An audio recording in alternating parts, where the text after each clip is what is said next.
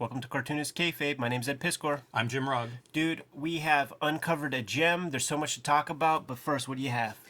I have patreon.com/Jim Rugg, and keeping in tune with this episode of How to Make Comics, I'm showing these two issues of Street Angel. One's a mini comic, one is the Image-Free Comic Book Day issue. Same story, drawn a couple years apart, completely redone. And so I've been going through on my Patreon and comparing these things page by page and talking about the changes that I made. And I am at the end of this series, so it's like a 10-parter or so, and it's been kind of fun going back and revisiting these because I drew the entire Image Comics series in between doing these two stories, which again, same story, but very different cartoonists drew them. So you can see that and a lot more on my Patreon. I put a lot of original art up, a lot of my process stuff, really similar stuff to what we talk about on Cartoonist Kayfabe, but turned towards my own work and how I make comics. There are also out-of-print mini comics and zines that patrons can download there that would otherwise be impossible to see. So join me, patreon.com/Jim Rugg.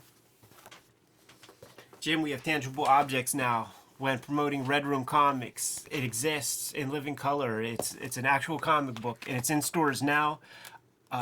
As publishers and cartoonists, our customers are the comic shops, and comic shops have ordered this thing very heavily.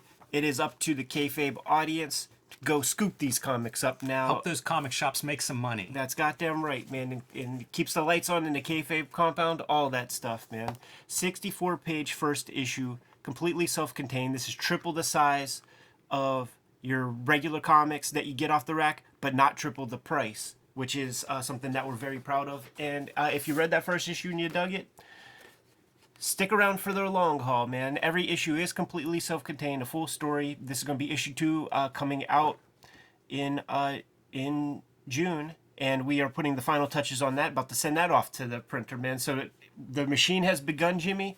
Every 4 weeks, we got to wrap up a new issue, cover for issue number 3. Get your hands on these. Get it put on your pull list at your local comic shop. If you don't have a comic shop close by, then please order it directly through Fantagraphics, and you could also read these comics ahead of time on my Patreon, patreon.com/Ed Piskor. All those links are in the link tree in the description below this video. Jim, gotta thank the audience, man. We've said it a million times. We say it on interviews whenever we're out in the wild. The Kayfabe audience comes through. When we have a question, we get that answer sometimes within 5 minutes. That was the case with this. We did an episode about comics by Les Daniels. I described that there were 2 books out in the Homestead Library that I went to that discuss comics in any way. Comics by Les Daniels, and I described pieces of this book. There's some Richard Corbin stuff in here, and there's Mort Walker artwork from before he was a pro. There's a John Romita sketchbook image. There's Will Eisner when he was before he was really published. And in 5 minutes, I don't know the name of the person, but I'm so thankful for you. Said, Make Your Own Comics for Fun and Profit by Richard Cummings. I Googled that shit. When this image came up, it gave me goose chills, dude. We started this channel doing Wizards. And you read Wizard religiously. So did I. Didn't look at it for decades. When I did find my first issue of Wizard, it felt like a punch to the head. I felt like I got drunk while I was checking that out. I felt that way this week, man, because as soon as that guy posted that comment, I went on eBay immediately, scooped this book up, could not wait to look through it, and page after page, I got a rush of synapses firing that have been dusty for 3 decades, dude. I haven't seen this book since I was about 8 or 9 years old. And it is an integral part of my pursuit of comic books. And I'm going to show some examples to go along with that as well. I had never heard of or seen this book, Ed, until you mentioned it and people recommended it. When you got hold of it, you sent me a couple of pictures from it, and I went on eBay and bought a copy. This book's amazing. You mentioned Richard Corbin. What you didn't mention is it's a Richard Corbin drawing from when he was 10. The conceit of this book is, and I think it's very smart, and it's fucking spoke directly to me, dude, is that, illustrated by Richard Cummings, some famous cartoonists, some talented young people. There's about a half dozen to a dozen kids who are between the ages of 8 and 15 years old. who, and by the way, this is colored in marker by somebody who had this book before me. This is the Dewey Decimal System card catalog, like entry where you would find this comic in the library. The Mythic 740s, man, that's where you find comic related materials at your library, and it would be a small smattering that you would get. But his conceit is, you start out raw. So we're going to show you a 10-year-old Richard Corbin piece. Pretty raw, right? Incredible. Well, guess what? On pages 43, 98, and 107, you're going to see what this young sprite grows into. So that is juxtaposed with a bunch of people who, of the day, you know, this is 1973 or 74, and Richard Corbin is up there as like one of the promising new talents of comics, by the way. We're going to see, you know, kid comics and then what they grow into. Here's another example. 8-year-old Jules Pfeiffer. Jules Pfeiffer. That's amazing. And 1974, contemporary Jules Pfeiffer. Incredible This is cartoonist. mind-blowing. I don't know how we don't all know this book. I've never heard of it before a week and a half ago, and it just seems phenomenal. Oh, it's so a cool. bunch of young cartoonists that we all know, seeing like their early years. What a piece of inspiration for a young cartoonist or an aspiring cartoonist if you get hold of this. How old were you whenever you were checking this kind of book out, Ed? Single digits of age. Wow. You know, probably 8 years old to begin, man. This and Comics by Les Daniels were the first books that I got out of the library in the adult section. Clear as day, I remember that, man, because, you know, you spend your young life in the picture book section and stuff, and maybe they have a couple of cool things, but this was the first kind of like foray into the back section of the library, man. And look at this, like, you know, 12-year-old girl, 14-year-old boy. Just love it too. And make your own comics. It's probably on every other page. Yeah. That's so great. Yeah, and it's giving you all sorts of like little techniques where to get ideas from. 12-year-old doing Richard Nixon comics. Whoa. You know what's crazy about this one, 14-year-old? That's Nard and Pat. That's Jay Lynch's character. That's really impressive comics for a 14-year-old. I mean, even if he's lifting from, you know, from underground comics of all things. Yeah, I know, man. He's got a cool big brother or some shit, man. Discussing the various kinds of comics that you could do.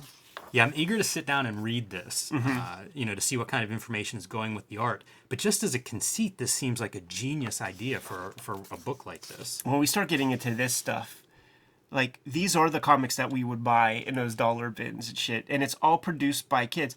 These were so inspiring to me that I even drew these pages. Like, you know, these artists, they were absolutely better than me at the time. So these were the first people I had to stack myself up against as I was growing up and moving forward. Billy Freedom. Yeah, man. 13 years old. That's awesome. You can see it's colored in too, and we're gonna see some color work as we go. We'll see this piece in color. Spider-Man. That's so awesome. I know, man.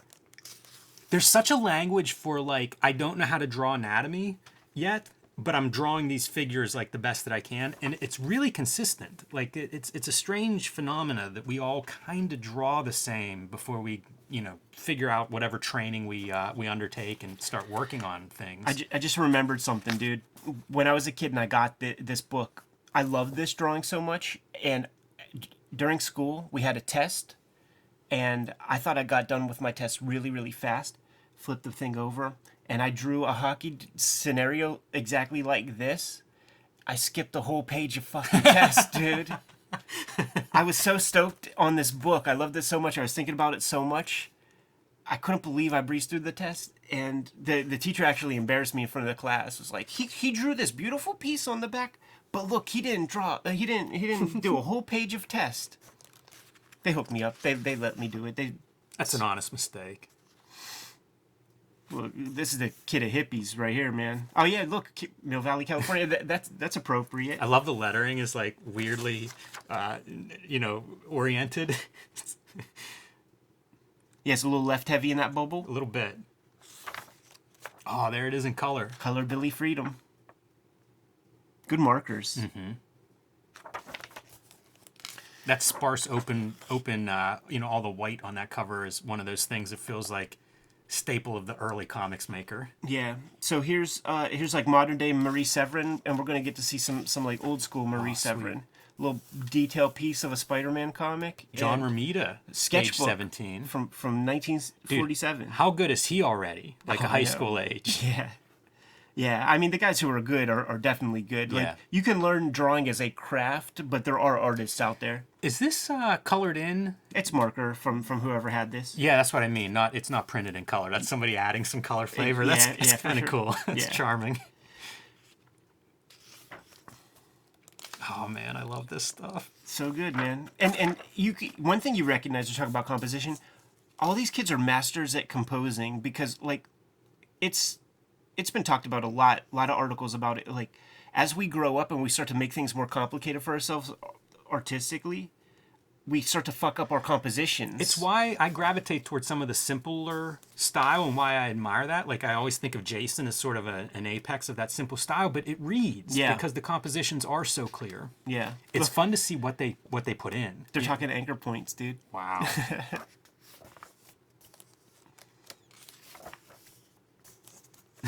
That's great. You know, like, what do you need? You need the growling in the word balloons, a little title up there. This is a well-loved book, man. Like, there's like schmutz on all the pages. This is the page that was burnt into my head that I would be describing to people. I also want this comic. So, Kayfabers, if you know this story, let me know because, like, I have to hunt this comic down because this page is so important to me, man. It's first-person shooter page. Yes. You know, there's some, like, alien monster hordes up there. Just pointing the guns, shooting these guys. Some dudes crop up over here. Shoots the dudes on the right as well. Kayfabers, please tell me what comic that is. I really want to get my hands on that. This was one of my favorites. I really appreciated Kevin Kinn's lettering seals. Aikido. Yeah, nice title lettering. Yeah, Yeah. for sure. Good signature too. Yeah. I'm just in awe that this book exists. It's genius, right? Yeah. Yeah, for sure. I think the entire conceit is smart. Some more Ecolo Master in strip form. And you know, it's artists from all walks of life and stuff. So you see comics from many different points of view. Chapel Hill, North Carolina. I do wonder if any of these cartoonists became pursued any kind of art. You know, enough time has passed that these people have full careers by now. Yeah, retired at this point. Yeah, it'll be curious to find that out. Almost like the Wizard, the fan art and Wizard. Look at this, man. One of the only superhero pieces. Love it. Look at that. Thor is awesome. One line for the whole leg. Skunk Man. Super cool shit.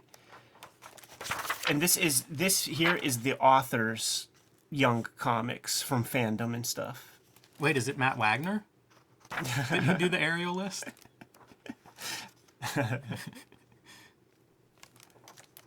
Do you remember reading this book and getting stuff out of like the craft part? Like, Absolutely. Yeah. I mean, I read this thing cover to cover like every time that I took it out. So like every couple of weeks I read this shit. This is that super early Will Eisner pulling from like, looks like Fleischer Studios kind of artwork or something. yeah, I mean, age 17, he's probably working at that point, right? Yeah. That's published. Yeah, I think it is. Probably one of his first published pieces. And then you see the juxtaposition. It's like, all right, here's, more mature Eisner. This is a starting off point. Good luck starting off like this at age 17, but you see the guy's point. Always love the tool pages, right? Fiber pen. That's funny. There's that full splash. Thanks for the color, dude. I know. I love it. Look at this kid. He had Zipatone. 13. Wow. One of my favorite things. Okay, like publication. Look at this shit, dude. Fucking hectographs and mimeographs and stuff. Marie Severin, age 15, drew that birthday card for her daddy. And then this is what she grows into. More Corbin. But the photocopy machine was super expensive. They're talking about like the price disadvantage of photocopies, which is pretty funny to think about now, right? Yeah. Because like at the time when I was young checking this out, photocopies 1 cent. 1 penny for a page. Hectographs, like what the fuck? And the way they describe it's like, okay, well, if you're going to use a mimeograph, there is no drawing on paper. You got to cut it into the wax on the thing, and but the value is that the cost per copy is like the cheapest because you can find any kind of paper. You want an absorbent one, but you could make infinite sort of cheap copies. Is hectograph like the ditto machines that we used to have in schools? That's mimeograph. Okay. Yeah, hectograph. Hectograph, if I remember correctly, like you might be able to get, it's some gelatin thing. You might be able to get 50 copies out of this shit. But what this guy's talking about is like you have to have an investment of like some equipment. Yeah, the ditto machines are interesting because you can find fanzines that were produced with those. Yeah, for sure. Binding. Wow. When it's time to go to offset. This has that like homegrown copyright shit where you mail a piece to yourself and never open it.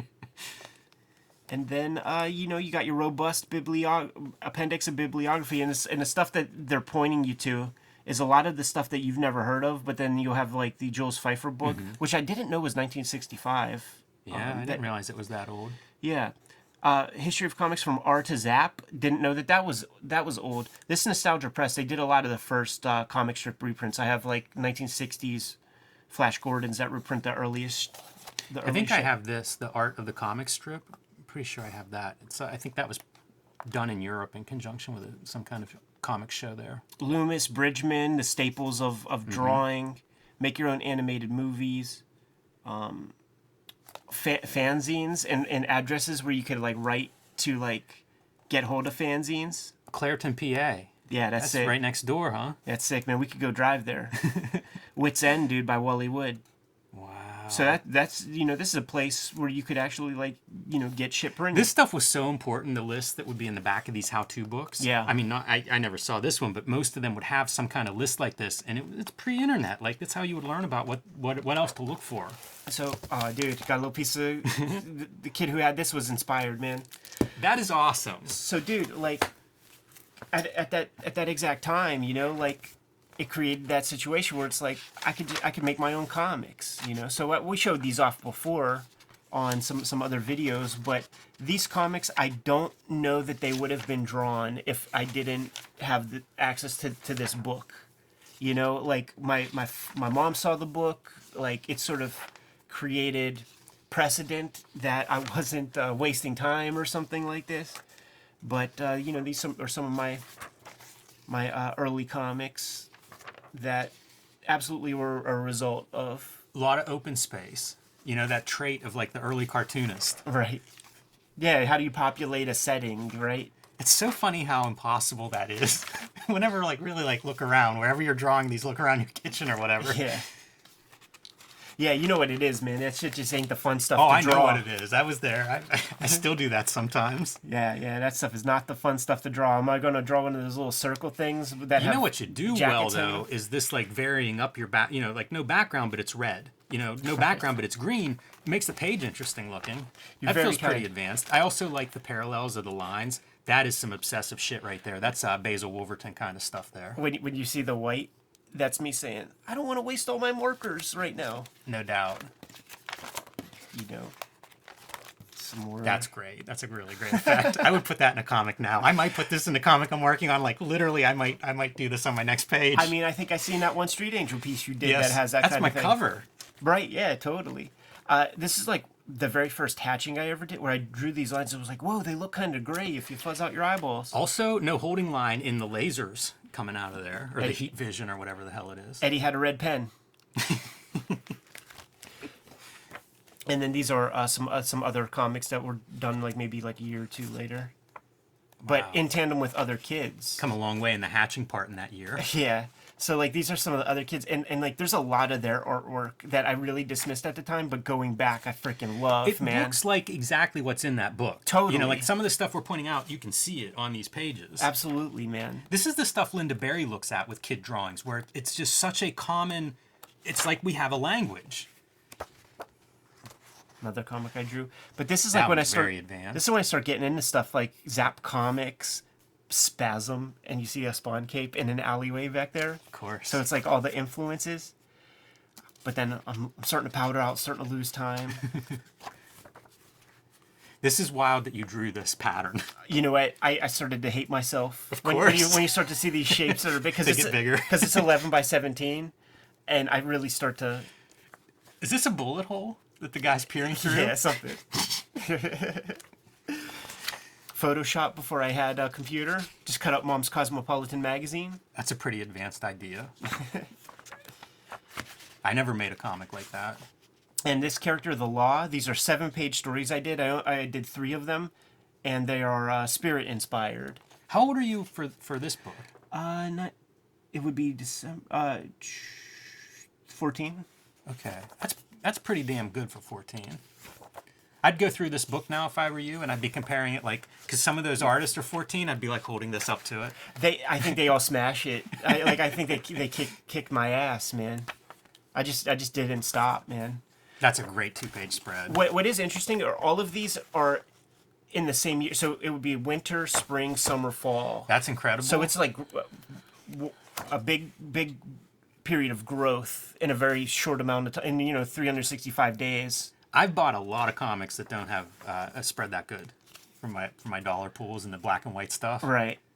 It's Trying to figure out incredible that you perspective. did all of this in a year, Yeah. but also like the fact that they're books. Like, Yeah, that's a big leg up. Like that's really thinking. You start thinking this way. Once you start making these, it's like, okay, now you know how to make a comic book.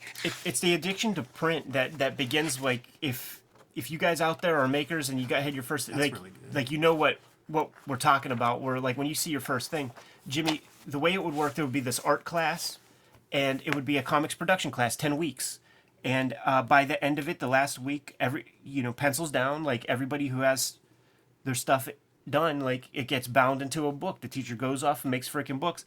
The night before the very last one, I wouldn't sleep. Like I would be so fucking excited. And when I would sleep, when I would finally like doze out, I would have dreams about just like holding my like 10 copies. Like I was just so like stoked and obsessed about it.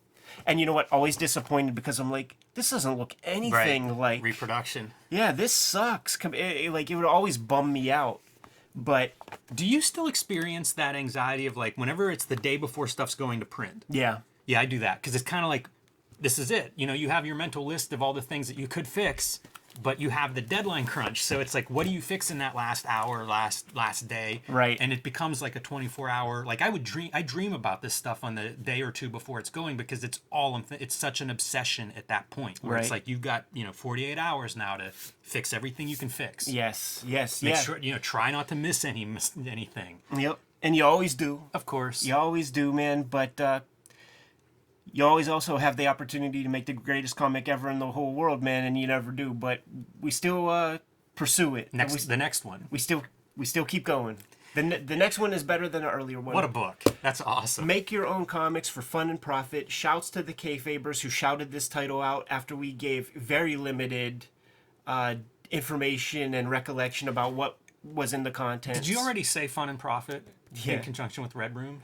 Murder on the dark web for fun and profit? Like I've been saying that for months, dude. Do you think it comes from this? I don't. It's a popular phrase and stuff. That's a common phrase. But god damn it, dude. Getting my hand on this book this past week, going through it all again has brought such a wave of nostalgia, emotion, reminded me of my earliest kind of like it's like fucking 8-year-old Eddie P. Like you grew up to be who you're supposed to be. You know what I'm saying? Like you were supposed to do this shit, man. And it's so cool. I'm so juiced up. This added so much more inspiration, and I can't wait to get back to the drawing board. Will your mom remember this book? I bet you she will.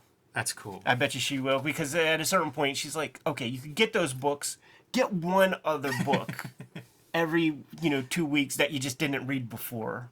And those would be the Loch Ness Monster books and like shit Sure. on with redacted black pages of UFO accounts and stuff like that. That was like all my shit, dude. I used to get this Godzilla book out all the time, and it would have photos of like behind the scenes Godzilla. Yeah. So you'd see like the dude in half costume, or you'd see the dude standing in like the cityscape, Love the it. city miniatures. Yeah, blew my mind. Yeah, I fuck with those too, man. Like bound copies of like, it must be Famous Monsters of Filmland, because it would be all film stills, just like you're describing. Anyhow, I'm good to go if you are, Yes. Jimmy. Kayfabers, like, follow, subscribe to the YouTube channel, hit the bell. We'll notify you when new vids are available. What's out there, man? Join me on Patreon, patreon.com/JimRug, where you can see how I make comics. You can download my hard-to-find out-of-print zines and mini comics, lots of original art, scripts, notes, all of that insight. Patreon.com/JimRug. Red Room is out in the wild officially. Kayfabers, you made me a hit comic. Thank you very much. Please support your local comic shop. You see Red Room Comics, you go to the shop, you buy Red Room Comics. If you like Red Room Comics, get it put on your pull list because it's going to be coming out on a monthly basis. Every single issue is self-contained, man. So if you missed it the first time, because those things are going quick, just pick up any random issue and you're going to get a complete story. You can read these comics on my Patreon, patreon.com/edpiskor, and they all appear digitally there first before they hit print. 3 books get you the archive. There are well over 100 pages of strips up there as we speak. What else, man? Subscribe to the Cartoonist Kayfabe e-newsletter at the links below this video to keep up with everything that's going on this year in Cartoonist Kayfabe land. You can also find Cartoonist Kayfabe t-shirts and merchandise at the links below this video. Said it earlier, I'm going to say it again, man. This has inspired me to get back to the drawing board. It reminds me of all the kind of reasons I wanted to get into the game. I got to go back to drawing comics, Jimmy. Give him some marching orders. We're going to be on our way. Make your own comics for fun and profit.